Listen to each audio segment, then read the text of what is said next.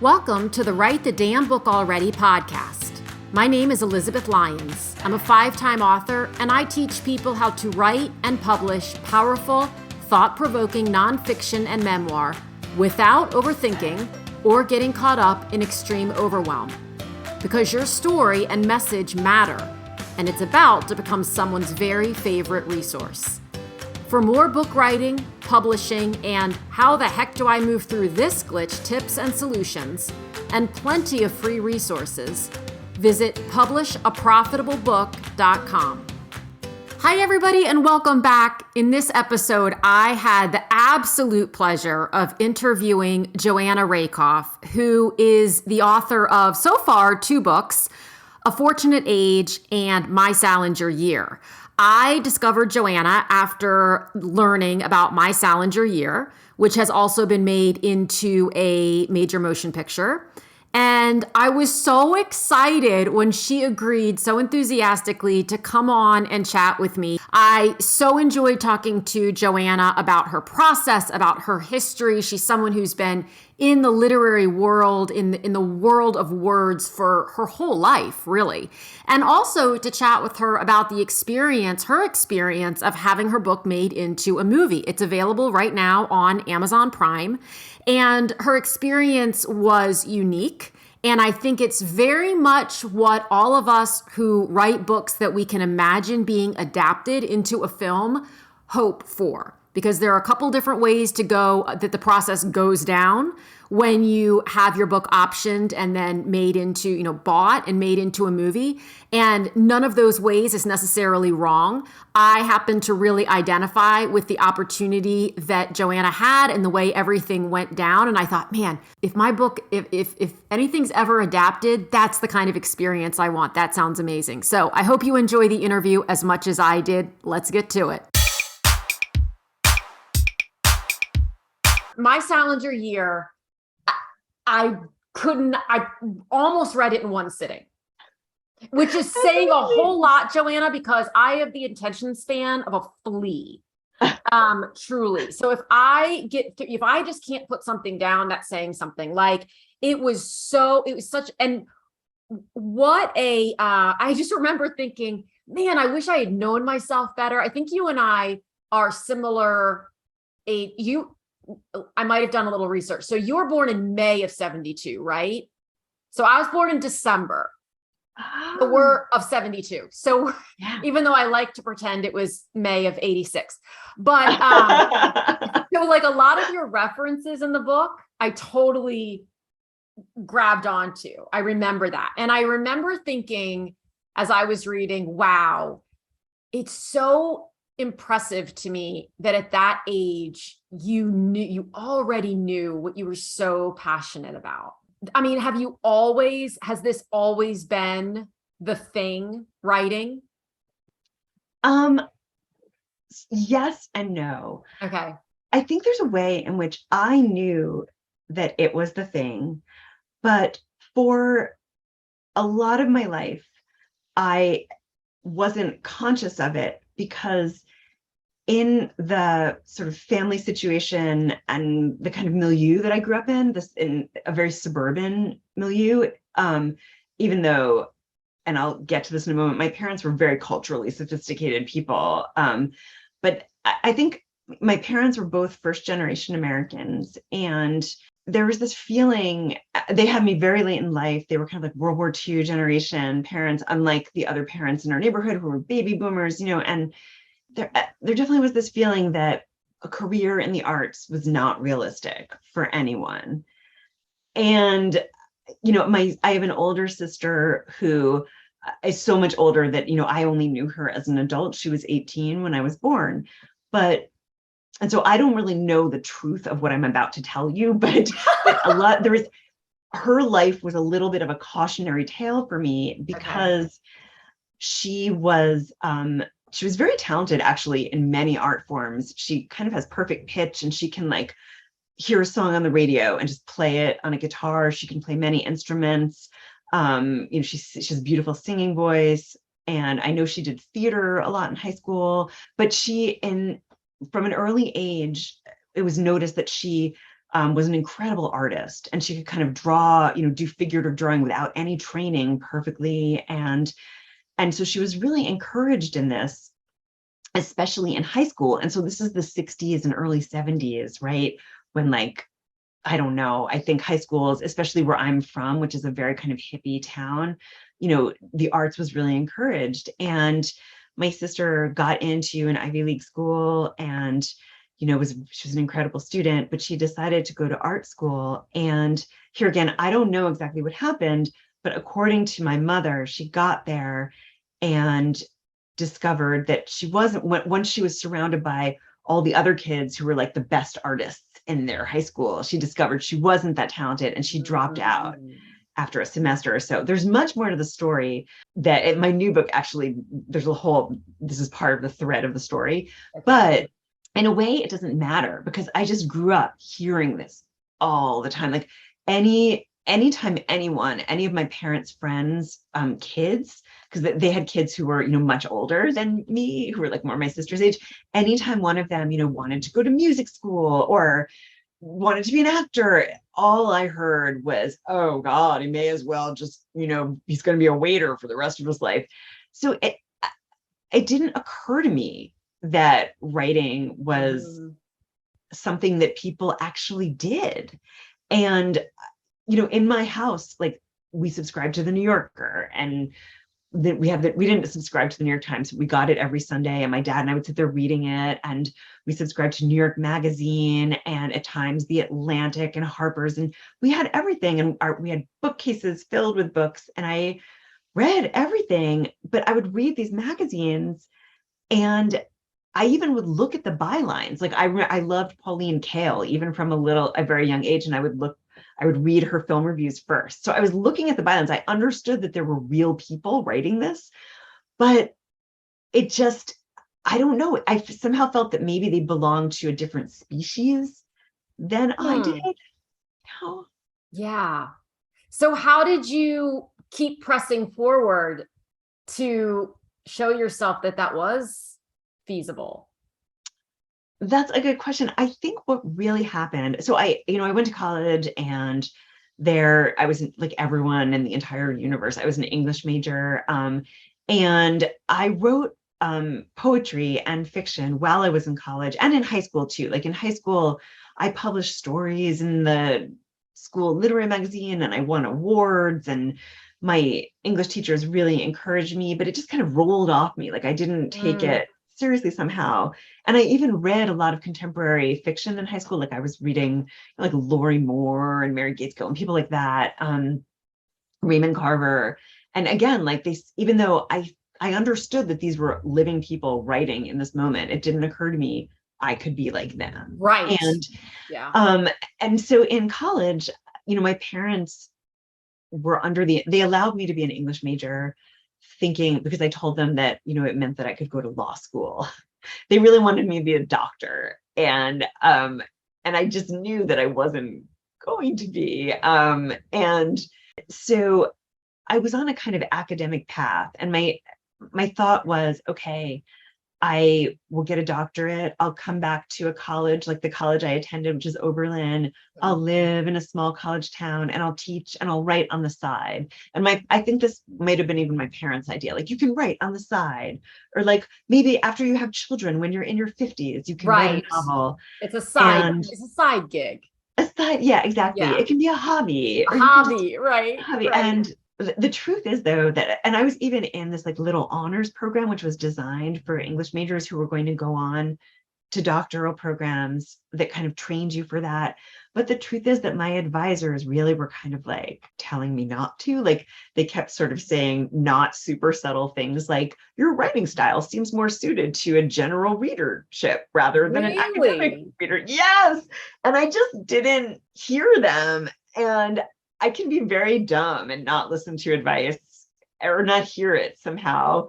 And they did. My main mentor, with whom I'm still in touch, kept saying to me, I got into some, graduate programs, and he kept saying, why don't you take a year or two off, work at a magazine, and maybe work at a publisher, and, and see how you like it, and maybe just try something else, like try, So is thinking that about what books. led you to ultimately work for the agent that you write about in My Salinger Year, or? Maybe. I mean, I think I might have had it in the back of my mind. I mean, Okay. basically, I went to London. I was in a graduate program, a master's program at University College London.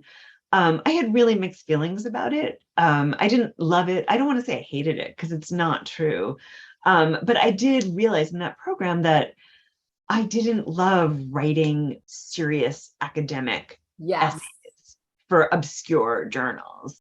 I wonder how many times people think, oh, this is what I don't like. So I don't like writing. When in fact, they might like writing if it were incorporating more humor, or if it were shorter form, so poetry or essays as opposed to dissertations, right? It's like we have an experience with something and sometimes we think that's all it is.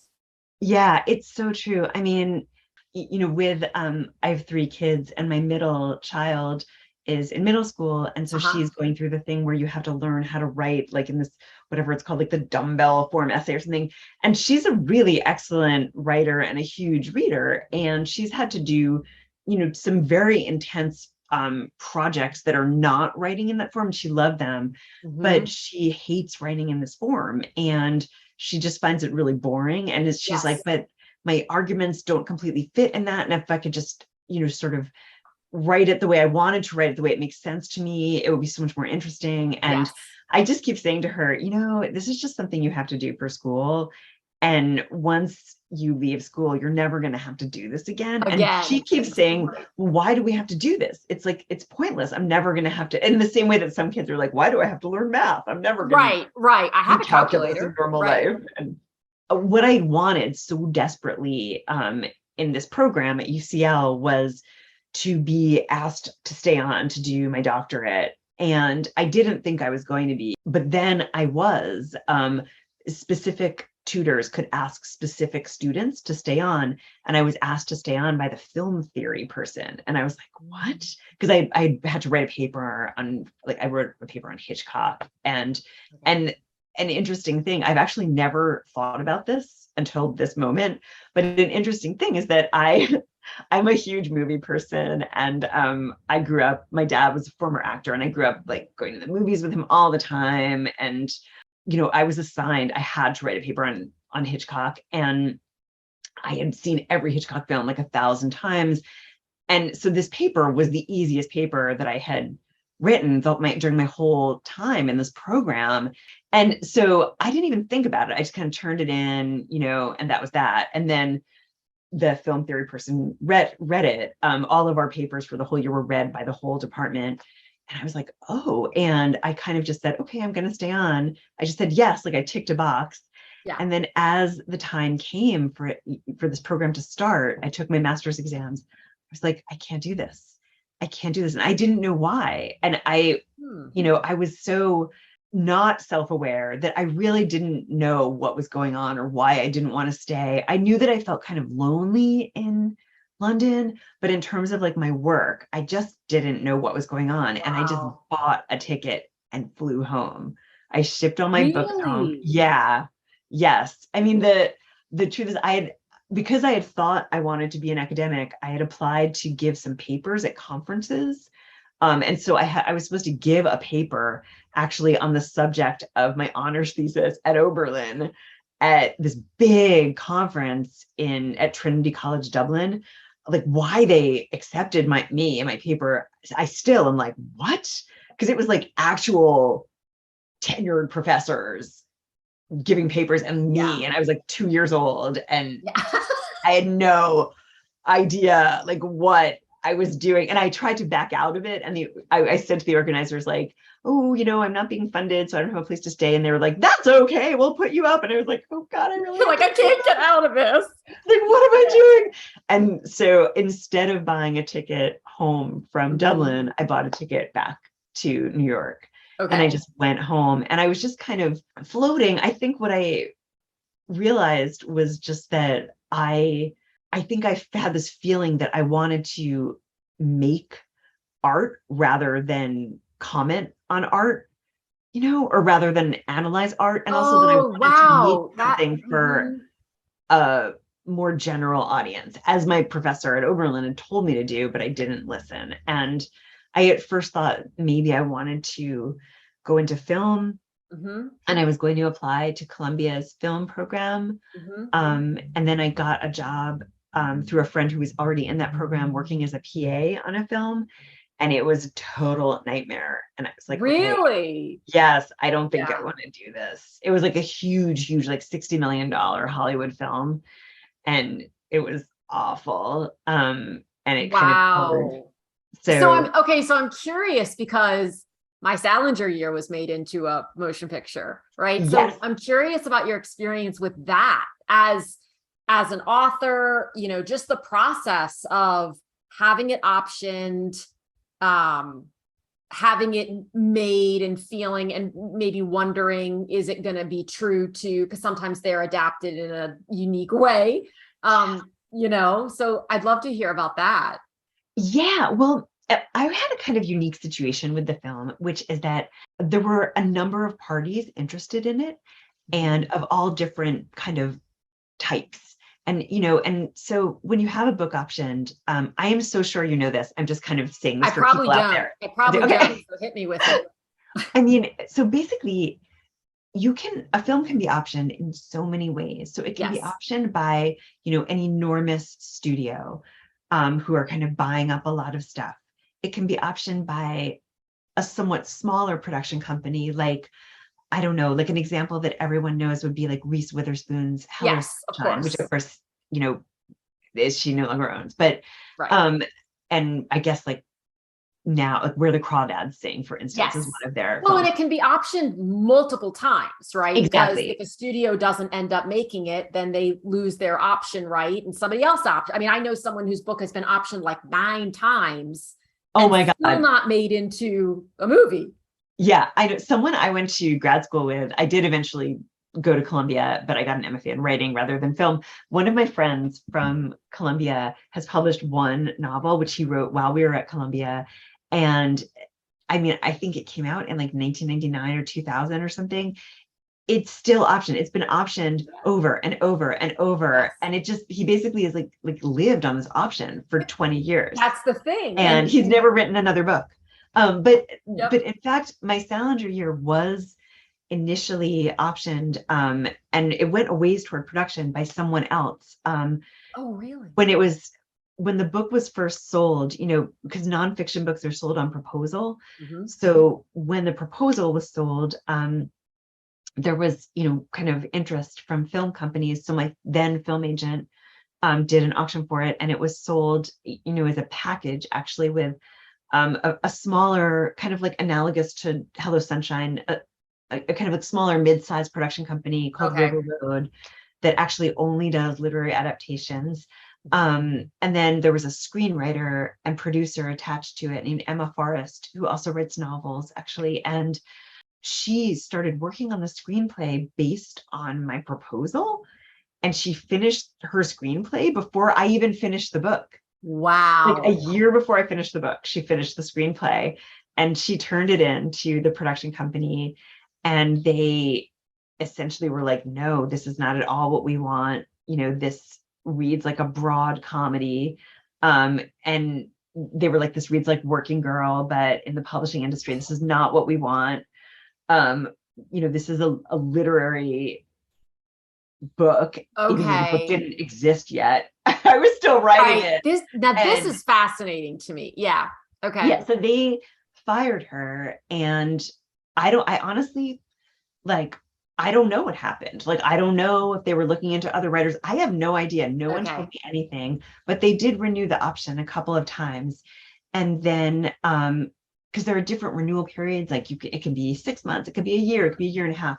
They renewed it a couple of times. And then my film agent essentially said, like, once the book comes out, I think we should resell it. And that is what happened. She basically like let the option, she didn't notify them that the option was running out, and she just let it run out. Expired, and yeah. So I had been through this, and I knew that there were, I it was a big lesson, and I had seen a lot of friends go through it. And so when it came time to auction it again, we were talking to all different types of companies and people.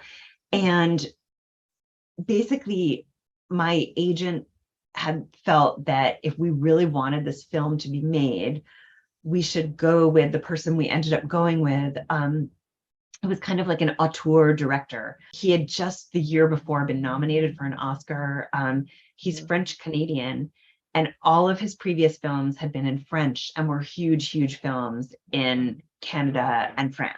And he was kind of like a darling in Hollywood at that moment. He was being asked to direct everything from like Disney movies to like everything. And so the feeling was like that he would be a good bet because he has his own production. He sort of was like the best of both worlds. Like he's loved by Hollywood and has all these connections, but he has his own production company in Canada where there's a lot of financing for film. So it means that he has a lot of control over his work. And he ended up flying down from Montreal to meet with me, and we spent the day together, and I loved him. And he had read the book a zillion times. He already had like a whole moleskin notebook filled with sketches for the set. And he basically said to me, if you want to just sell the rights and walk away, you shouldn't go with me. You should go with someone else. If you want to be involved in this film and work on the script with me and be a consultant and be with me every step of the way, you should go with me. Oh, I love him already too. So we did. Yes. And basically, my agent, the very good lesson that she gave me was she said, we might get more money out of a bigger studio, but for him, whatever he gives us, whatever his company gives us, is a lot of money for them. And they're not going to let it go to waste. Like they're not going to drop this option. They only are optioning things that they really want to make. And so the end of this long story is that is really what happened. So I was first a script consultant, and I worked on the script with him for 2 years. Wow. So he would come down, he would send me a draft, he would come down, we would hash it out, or he would send me a draft and I would send him notes. And I had a contract for a certain number of consultations, basically a certain number of edits on the script. And when that ran out, they hired me to just overhaul the script myself. They just sent me the script and said, make it work. And so the script that they used is that script. Okay. So I love that. I had a lot of control over the film. And I, also loved Philippe's kind of aesthetic and his vision for it. And I loved the aesthetic and vision of the people he hired. He hired an all-female crew. So, and they were all just like incredible genius people. So it was a really good experience. And in truth, despite that horrible experience working on this huge Hollywood film a million years ago, I loved working on it. I loved being on set. I loved working with the actors. I loved, working with the set people and figuring out everything from like the telephones to the books on the wall. And I loved everything about it. Yes. And I think it's so much about, there's not necessarily a right or wrong. So there are people who want to just sell the rights and exit. That's the thing. And then there are other people who, like you, I would be like you. I would love to just have my hand, because it feels, they're so personal to us. Like I personally have such an emotional connection to my own things. And so to be able to just be in that process and be in the energy of someone who is so talented and so passionate about that aspect of storytelling would, for me, be a dream. I mean, that would just be amazing. I just thought of this question. If someone options, and maybe there are different ways of doing it, but if someone options a book to be made into a movie, is the deal that they have to have completed filming by the time the option runs up, or started it, or like what's the... They just have to start filming before the option runs out. And essentially what happens is when you go into, it's called principal photography, the day they start shooting, they purchase the book. So it's no longer an option. They bought the rights. And it's all, you get this contract that's like this Yeah. It's like buying a house. You're like, it is, it really is. It's crazy. And Yeah. that's all built into the contract. Like, Okay. so what happens to people relatively frequently is that you get, a kind of small amount of money for the option, like, I don't know, $10,000, $5,000, whatever. Sometimes people get nothing, but then when they buy the rights, you get a larger amount. Okay. That's a separate thing then. Okay. Yeah. Yeah. It's so Yeah. So you're interesting kind of because taking a gamble. well, and people don't realize too, it's the same with books, right? I was just talking yesterday with someone about the fact that, we see a finished product of a book and we often forget that it's gone through umpteen rounds of edits. We think that the author sits down and just out of her or him comes this brilliant novel, this brilliant book, whatever genre it may be.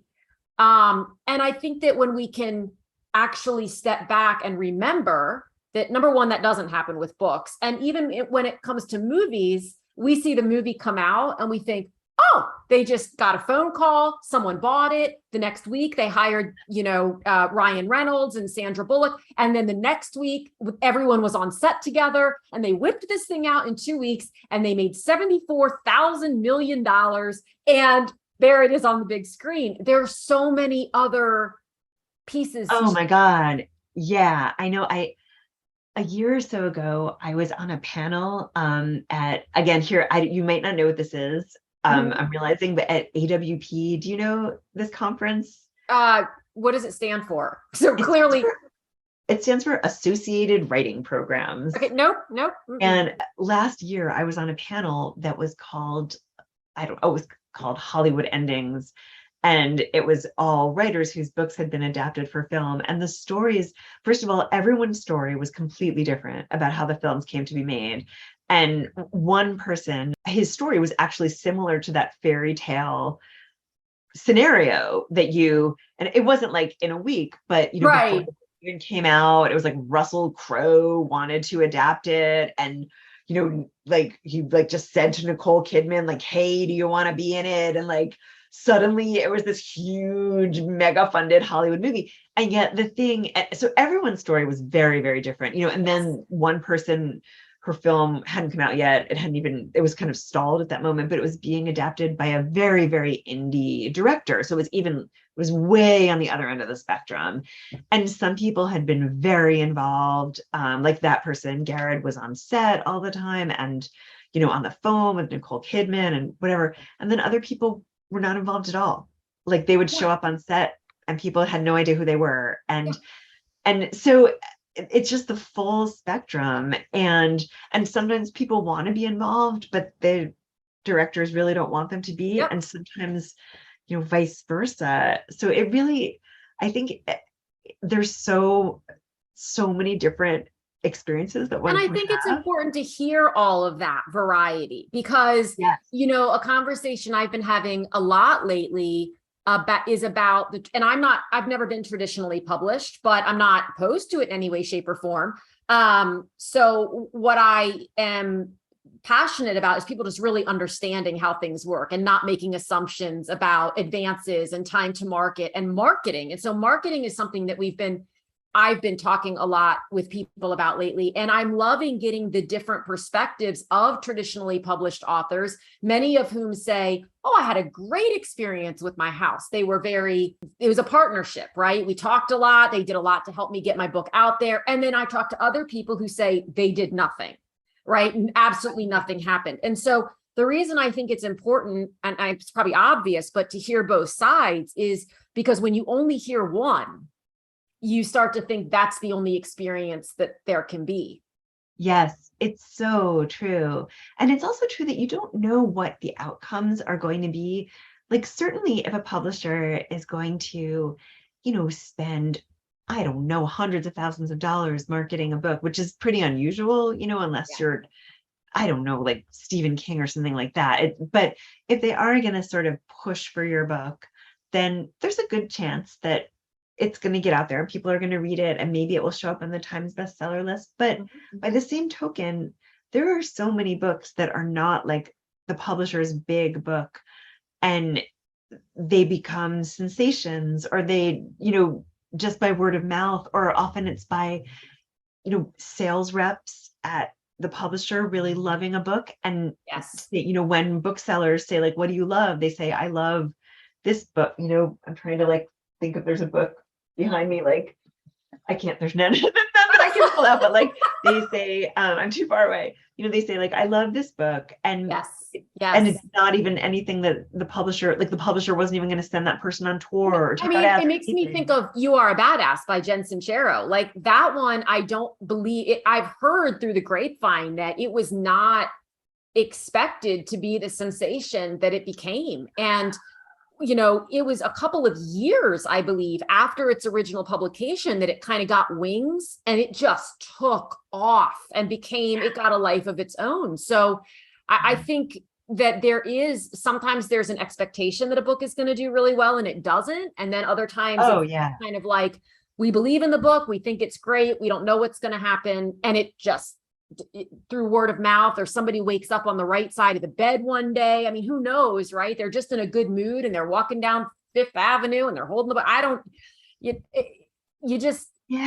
there are sometimes, like, for instance, I'll tell you two really quick anecdotes. Like, it so happens that right now I'm writing an essay for a magazine that is basically about books about publishing. And you can imagine why they asked me to write it. And it's specifically about books that are about like Jews and publishing, because it's like a whole subgenre, and there happened to be a bunch that came out.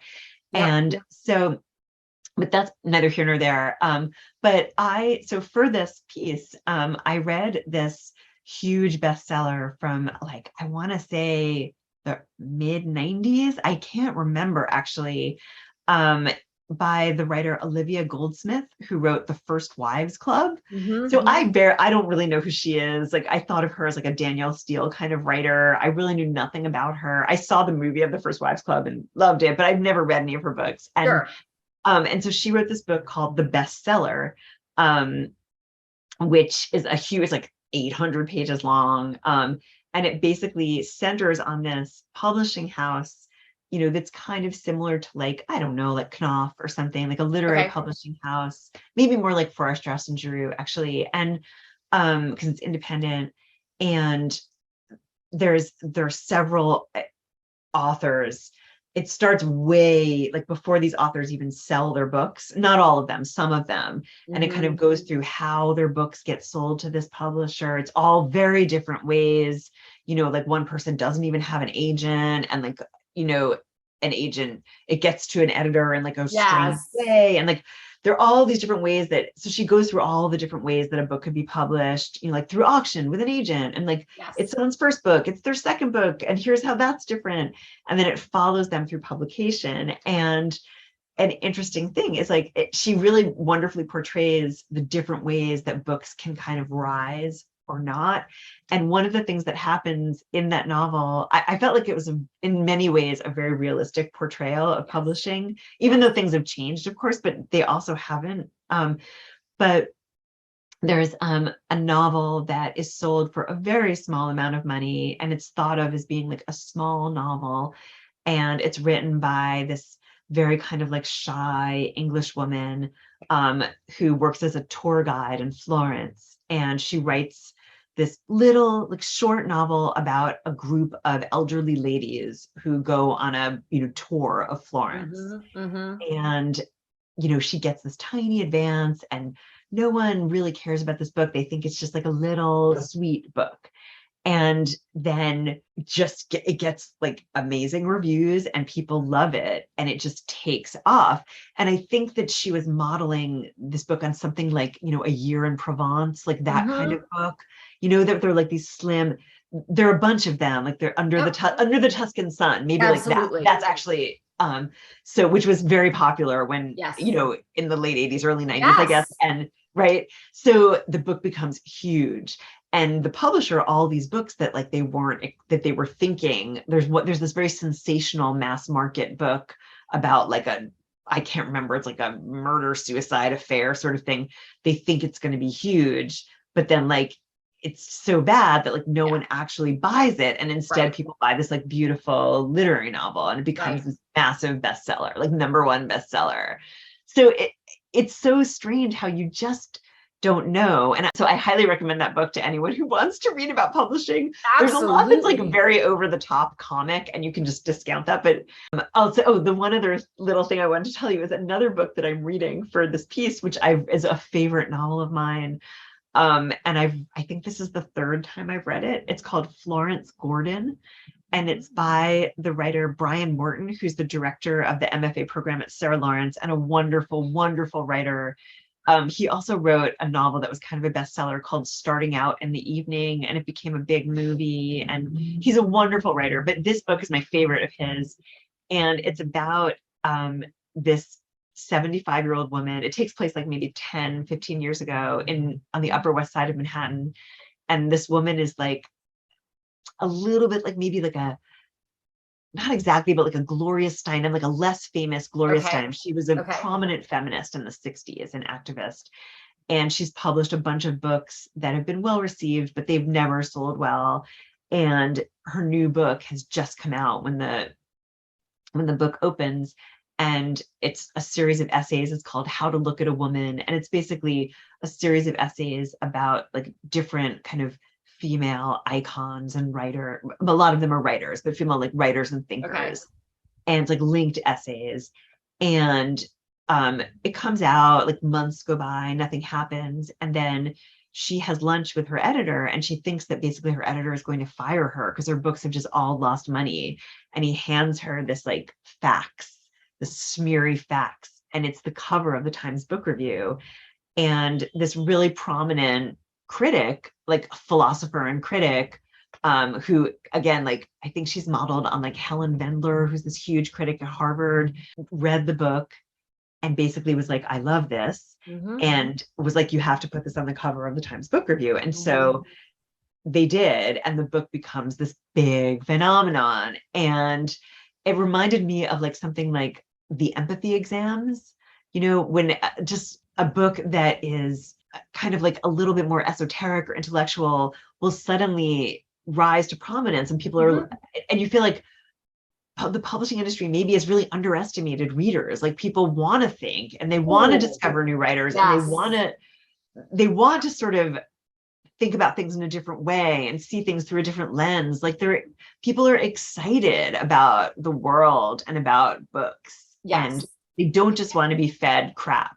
Well, and so in your world, right, of like literary writing, this is always a superlative I'm trying to get away from, always and never, but it's most frequently true that people in your space, you are so in the craft of the writing, right? Like you're going to write a beautiful book, a book that you feel is beautiful, that your editor feels is beautiful, regardless. In the space in which I work, so I work with a lot of entrepreneurs who are writing books. They're not novels. Sometimes they're memoirs, but they're writing books about their process or about their experience, or their experience as an entrepreneur, whatever the case may be. And there's kind of this, it's sadly a movement, but where it's like, write your book in 30 days, just get it out there, hit a bestseller list, and you're going to, right?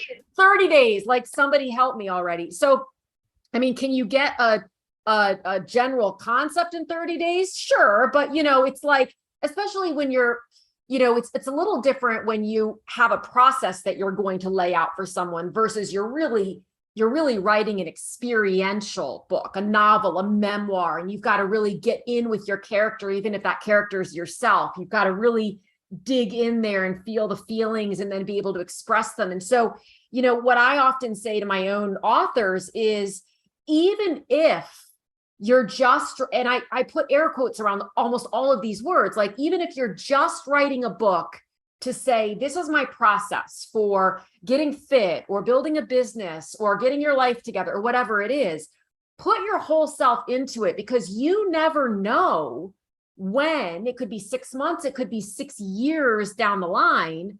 Someone is going to just happen to come upon that book. And if it sucks and you whipped it together in a weekend, nothing's going to happen. I don't care that you went to number one on Amazon in the category of bike riding, even though your book is about gardening, because you gamed the system just to say, I'm a #1 bestseller. Then people buy the book and they're like, this is a #1 best. You have 2 reviews and you're number 1.5 million in the Amazon. It's a whole different side of the industry than the side that, you sit in. Right. And I just definitely think, there's just, I love the idea and the hope that comes with the idea that if you just put your whole self into it, the same way you would with anything you're deeply passionate about, there's always the possibility that somebody is going to happen upon it and say, you got to feature this in the front page of the Times or whatever. Yeah, definitely. I will say with my Salinger year, I always forget about myself. Like with my Salinger year, so I'm really a novelist. Like I supported myself as a journalist, essentially so that I could write my first novel. And I was working on a second novel when the idea of writing my Salinger year was proposed to me by an editor. And I had first said no for months and months and months. I didn't want it because I don't read a lot of memoir. I read much more memoir now, but I didn't really read much then. And I just didn't want to write a memoir. And I felt also like I'd written an essay, on this subject, and I'd done a whole documentary for the BBC about Salinger's fans. And I felt like I told this story. I don't need to tell this story again. And there's no larger story here. And so when I did agree to write it, I felt like I had discovered kind of like what the bigger story was. But I still was thinking of it as just like a little project. Like my agent said to me, think of it as an extended magazine article and just do it and get it done. She was kind of espousing, the same kind of advice that some of your writers are like she was like, just get it out there. Think of it, this is just a little book. And like, it's kind of, you write these big social novels. So just think of this as kind of like a palate cleanser. You can keep working on the novel while you write this. And I remember signing the contract and going out to dinner with 2 close friends of mine who are both writers. And I started crying at dinner and was like, why did I do this? I feel like I might have just done this because I need the advance and I don't want to do this. And I don't know how to write a memoir. And what am I doing? And this book is going to be terrible. And my friend Kate, like, sort of, was like, Joanna, every writer who has ever lived has written a book just for the money. And that doesn't make any of those books a bad book. And she was like, Dickens, Hemingway, F. Scott Fitzgerald. Like she was like, everyone except Edith Wharton, basically, like everyone has written a book just for money. And writing it because you needed the advance doesn't mean that it has to be a bad book. And so I ended up, writing a book that I do feel like is like, is on the level of my fiction. And, for sure. Well, and 2 things. One is I really credit you, to be honest, with getting me back into fiction. I know my Salinger year is not fiction, but it reads like fiction. Like it could technically be, if it, it from a plot standpoint, from an arc standpoint, from the whole thing, right? Yeah. And I had forgotten. I've been reading memoir and nonfiction for so long that I had forgotten how much I enjoyed fiction. So for real. Yeah. So after my Salinger year, I ended up diving into Emily Henry, Annabelle Monaghan, like all these fiction authors became, when I mentioned earlier that I went to the bookstore this weekend, it was to buy Emily Henry's next book. It was like, I just, all of a sudden I have this new love. It's my new Netflix binge, is to sit there with fiction. My Fortunate Age was your first novel, right? Yeah. Okay. Yeah. And that is, it's interesting because that was long. It's long, right? It's very long. So I think that contributed to you feeling like, wait, I'm going from this to this, my Salinger year. And it did. It really did. I think that A Fortunate Age, and it was even longer. A Fortunate Age. Sorry, I said my. I meant Can I tell everyone? Does everyone do it? Good. anything, events, anything, interviews, people are either like my fortunate age or a Salinger year. Like I think it's because I'm thinking, am I at my fortunate age right now? I think it's Freudian. I think my feeling after years of doing this is that I think that people want the books to sort of like have the same formula. And I do feel like it would be so much better if they did. It would be better if it were like, my fortunate age. Yes. But yeah, that book, I wrote it thinking of my favorite big Victorian social novels, and also Mary McCarthy's The Group, which is like a big novel. And I thought of myself, because I was much younger, I thought of myself as like a person who wrote big novels. Like War and Peace. Like I write Anna Karenina. Yeah. Yes. And I do love huge novels. And I will say that one thing that happened to me while I was writing it is I interviewed Jonathan Franzen, who, it was right before the corrections came out, and or a few months beforehand. And it wasn't clear how huge a book it was going to be at that time, but I had read it. I'd read A Galleon, I loved it, and I thought it was going to be huge. And so I had read his previous novels, which are much more dense and impenetrable. And, they're kind of like David Foster Wallace, sort of that, which I love David Foster Wallace, but they're very difficult books. They're not like your average person is not going to be like, oh, I'll sit down and read this by the pool, and so I asked him, and so it took him almost 10 years to write the corrections. And I asked him why, and he told me this really interesting story, which really changed my life, which was that he was under contract to write it. And he kept trying to write this novel. He had this idea about what it was, about the story for it. And he just kept writing himself into a corner. And eventually he realized that he just wasn't interested in this book. And basically, he kind of realized that not many people had read his first two books. And he suddenly was like, wait, they were kind of I'm obviously paraphrasing, but He was kind of like, these were kind of pretentious and boring. And like, maybe trying to write the great American novel is not what I want to be doing anymore. And he said that, he had always loved huge novels. And during this time when he was like, I don't want to write this book that I was writing, he reread The Great Gatsby. And he was like, wait, I actually love this book. This is a book that I truly enjoy. And it's a perfect novel, and it's small, but it's small in size, but huge in scope. Like the story, the ramifications are universal and eternal. And so he was like, I want to write a book like this. And what ended up happening is that he wrote the corrections, sort of each section of it is kind of like a Gatsby. So it's kind of like, I guess it's not possible for him to write a tiny book. Yeah. So he wrote a book that's like a bunch of tiny books. Yes. And so I thought about that constantly while I was writing A Fortunate Age. I did think of it as a bunch of Gatsbys. It follows a bunch of different characters. There's like kind of two sections for each character in general. But then when I was wrestling with, do I write this little book? Do I write my Salinger year?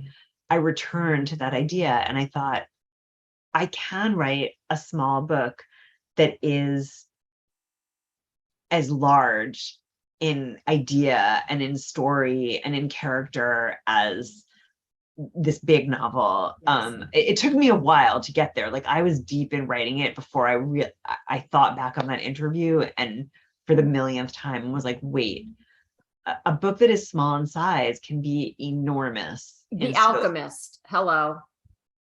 I mean, yeah, there are so many. I mean, even like The Age of Innocence is a pretty short, one of my favorite novels. Yes. It's a short novel, and I don't think of it as that way because so much happens. But there's so much depth to it. Yeah, yes, absolutely. Yeah. So what's next for you? So I have two books in the works. One I have to turn in. I'm under contract for. It's really overdue. And to return to your question of like, some people, your idea that like some people sell someone options their book and they just walk away from it. And like some people like that. What I realized while I worked on my Salinger year was the movie was that if I had done that, I would probably be finished with both of these books by now, to be honest. So Makes sense. Yeah. I signed a contract for my new book, which is called The Fifth Passenger, the same week that I signed a contract to do this big overhaul, like to basically fully rewrite this script, like rewrite all the dialogue, literally the same week. Okay. And I talked to my editor at Little Brown, and said, I know like this is going to delay my writing the book. Really a week after I had said to her, oh, I can write this in a year. And I was like, I don't think I can now. And she, of course, said, no, you have to do this because this will ensure that this movie is going to be good, basically. Yeah. And most writers don't get this opportunity, but you do. You have the chance. And she also very sweetly was like, I know that you can do this. Like, I know you could write a great script. What a And great support. she's amazing. Yes, I love her. And so, even from the start, it was clear that the book was not going to follow the timeline I had set out in my proposal. But then the movie kind of, as it does, like dragged on and kind of took over my life. And for years, honestly, to the extent that I had a residency at the MacDowell Colony. This is back in like May 2019. So the book was already, a year late at that point. And I had this residency. It was a 2-week residency. That's really like a very long time for me to go away with 3 kids. And the script for the film was done, and I was like, I don't have to think about this for a long time. Like, we're done. I don't know when we're going into production, but I don't need to think about this. I'm going to MacDowell. I'm going to start really, really getting into this book. I'd written lots of scenes and I had hundreds of pages, but I hadn't settled on like a full on structure and tone and style. And I was honestly in a kind of bad, scary place. And on my drive to MacDowell, a text came in from the director saying, all right, we're going into production 2 weeks from today. So meaning the day that I left MacDowell. And he was like, so we have some scenes for you to rewrite. And I spent the whole time there just writing scenes. Yes. And so, and then like I sort of things, I went, and was on set and whatever. And then once the film was in the can, I basically turned everything off for a few months, wrote the first 100 pages of this book, turned it in to my editor. She was like, I love it, keep going. It was circulated around Little Brown. Some booksellers even saw it, and then I got the news that the film was going to open the Berlin Film Festival and I was going to walk the red carpet and it was going to be this huge deal. And so then my life was thrust into another place. And then we went into lockdown and here we are. Right. Right. It feels like we just blinked and then here we are, but that's far from what happened. Right. Yes, oh my gosh. So what is there a proposed, do you have a sense of when that's coming out? Yeah, well, basically I had hoped that I would finish it this summer, but then that has not happened. There's just been a lot of life stuff that has interfered. And if you can believe it, I still am doing publicity for the film. Yeah. It just keeps going on. Yes. And so my real hope is to turn it in before the end of the year, which would mean it would be out, probably spring 2024. So it's a while from now. But I think if I turn it in this December, I know that they don't want to make it a winter book because it just is not a winter book. But anyway, so what's next? So what that book is about. So Fifth Passenger is another memoir. And I actually, when I was on Zibby's podcast, she knew about it and asked me a bunch about it. And basically the story in 2 sentences is I grew up believing I had this one sister whom I've mentioned, who was 18 years older. And then when I was sort of middle school age, I found out that there had been 2 kids in between us who I didn't know what happened to them. No one said to me, oh, they died. I found a picture. I asked my father about it. He said, that's your brother and sister, started crying. And then I never heard anything more. I ascertained that they had died. I didn't know how. I would occasionally hear my mom on the phone referring to something called the accident. And I figured that they had been in some kind of car accident. I invented all kinds of stories about what happened that I truly actually believed were the truth. And I would tell people that that was what happened, but I just invented them. And so in this book, the framework for it is my life now. It actually starts when my youngest child is a toddler. And I go back and investigate what happened. My parents have still never spoken to me about it. Really? Okay. And my sister has a bit. But I interview people who knew my family. I go back and look at records and what have you. And then the rest of the book is, there's sort of two threads. One is about me, and it starts in my childhood, and sort of growing up, sensing that something was very wrong, and slowly trying to piece things together. And then the other thread has to do with my sister. And it's kind of an investigation of what happened, but also an investigation of my sister's life and my parents, in a way too, my mother especially, in terms of like the people that I knew, that I know now, are they the way that they are basically because of this accident, this tragedy, or is this who they always were? Yes. Ooh, I can't wait to read that. That's fascinating. Yeah. So yeah. Thank you. Thank you for having me. What's the best place for people to find you? People can find me on Instagram. I am just at Joanna Rakoff, and on Facebook, I'm there too. I'm occasionally on Twitter just complaining about people, other parents being mean to me at the playground, or sometimes I'll be like, I love this book or what have you. And if people are interested in hearing more of the story of this new book, they can listen to my episode of Moms Don't Have Time to Read Books, where I talk about it pretty extensively, and I think I start crying. And but there's also a whole episode of Danny Shapiro's Family Secrets podcast, which is such an incredible podcast. But there's a whole episode about it, and it goes into a lot of detail. So it could be of interest. Thank you so much for tuning in. If you enjoyed this episode, this is your friendly reminder to follow or subscribe, leave a quick review, and share it with someone you know has a great story or message, but isn't sure what to do next. Also, remember to check out publishaprofitablebook.com for book writing resources and tips, and to see all the ways we can work together to get your book out into the world. Again, thanks so much for listening, and I'll talk with you again soon.